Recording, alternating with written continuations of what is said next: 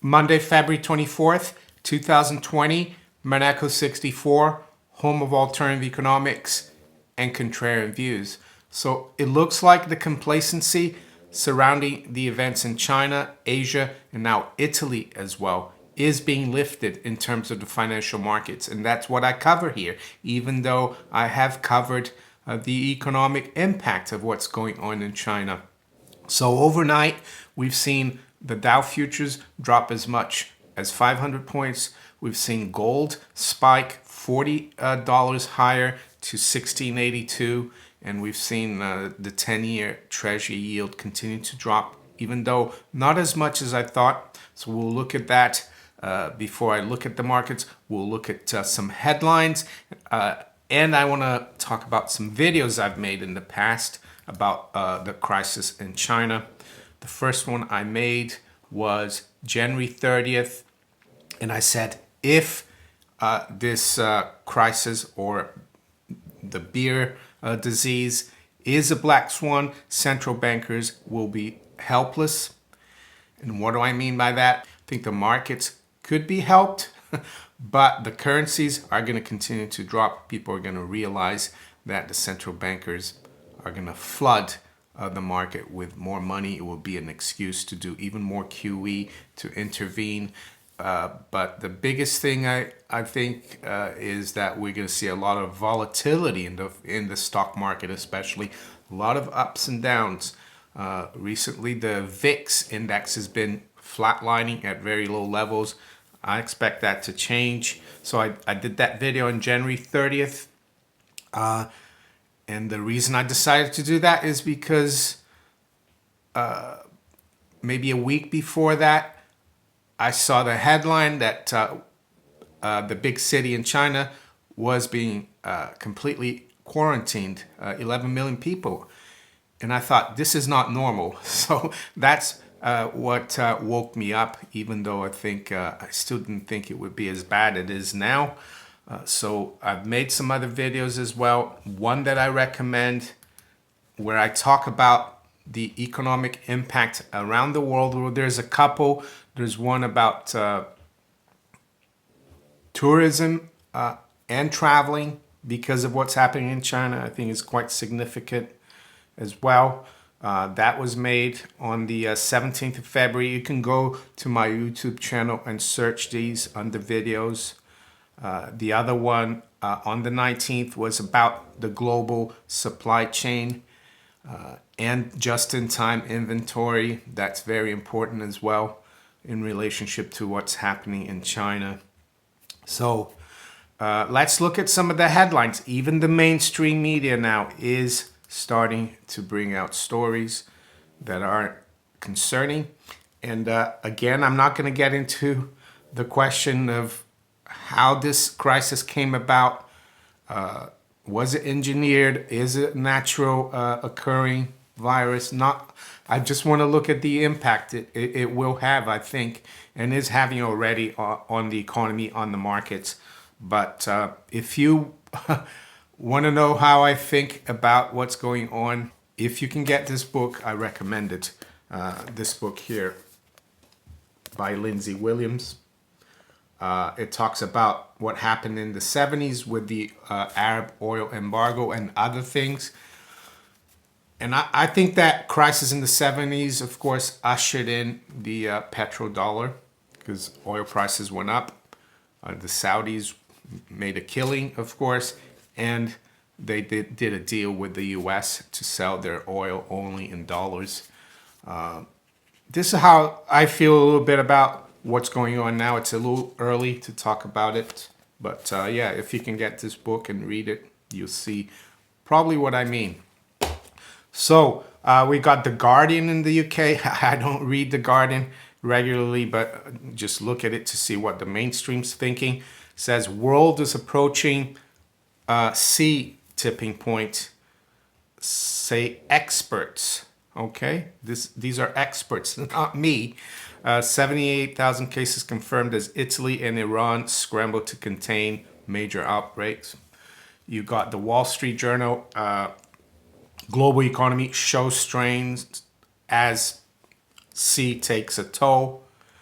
spread outside China as worries mount. I think there was an article yesterday as well in the Wall Street Journal about the global supply chain. The FT, they're kind of got their head buried in the sand. Their main headline is about Barclays Bank. And what's happening in China is a small article below that. So there you go. Of course, Italy has quarantined quite a few cities up in the north of Italy. Just wanted to say that. So let's look at where the markets are this morning. It's 7:35 a.m. London time. So right now we've got spot gold at 1668, up 25. High's been 1682, low 1642. I have had people ask me if it's too late to buy gold. I don't think it's ever late to exchange your fiat savings for precious metals, gold and silver. One thing I would say though, if you are going to get into gold for the first time, expect quite a bit of volatility. Don't do it and don't do it with money that you can't afford to tie up, or wealth that you can't afford to tie up, or savings, I would say. No, it's never too late, but don't try to do dollar cost averaging. I know that there's probably now a little bit of FOMO in gold, fear of missing out, and you might chase it by take all the money you have, or the fiat currency you have, and buy gold. Maybe do a third now and wait a little bit. That's what I would do personally. It's, yeah. Anyway, silver up 20 cents at 1867. The high yesterday overnight London time was 1883. So yeah, gold and silver have come off, but they're still quite strong compared to the close on Friday. Right now, the Dow future is down 433 points, or 1.5%, at 28,558. The low has been 28,503. So yeah, we've been down, close to 500 points lower. S&P 500 is down 48, 1.5% as well, 3289. The NASDAQ 100 futures 9270, down almost 2%. The fiat currencies, I mean, they're moving around against each other, but there is, of course, one currency that's doing really well against all of them, and that's gold, of course, or the money, the currency of kings, right? Right now, sterling is down 0.1% versus the dollar, 129.45. Euro is 108.16, down almost a third. Dollar is unchanged against the Japanese yen, also unchanged against the yuan at 703.79. WTI crude down 2.5%. Not surprising. I saw the IMF yesterday as well. They revised their outlook for global growth by 0.1%. I think that's very optimistic. I think they're going to be revising that many times in the near future. So WTI is at $52, down $1.30. So yeah, the bond market, the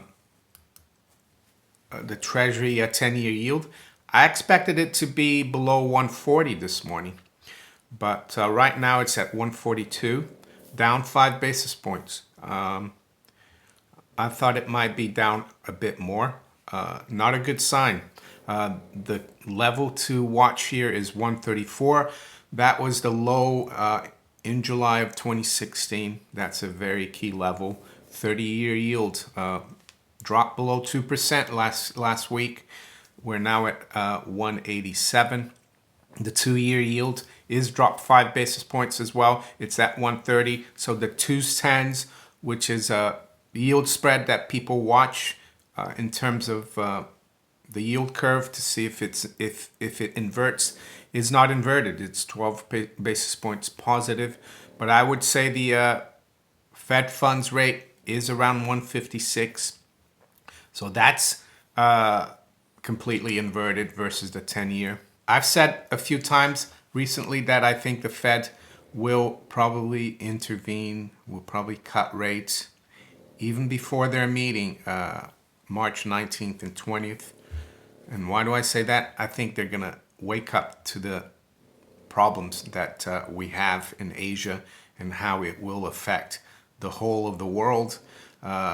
China doesn't make only products that are sold, final products that are sold to us, retail products made in China. They manufacture a lot of things, parts that are sold to companies that make things here in the UK or in the US or in the EU, and they need to use their parts. So like the global supply chain video, watch that and you understand why.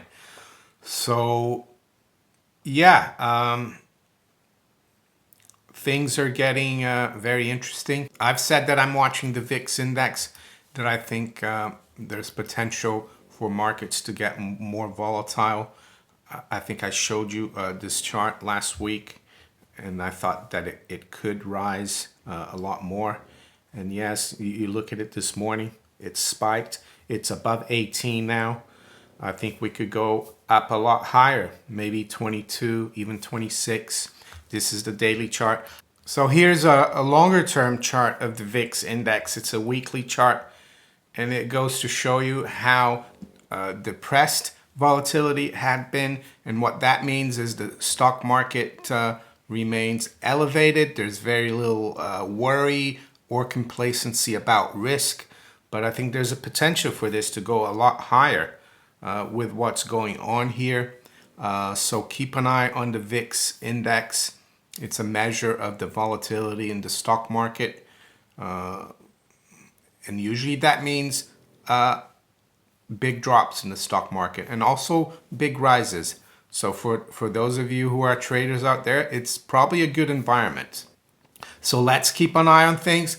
I still think the markets, policymakers, politicians are still very complacent about what's going on. But I think this week could be a tipping point for it, especially with what's going on in Italy. So if you enjoyed this video, please hit the like button. Think about subscribing to the channel if you haven't yet. Please share this video far and wide.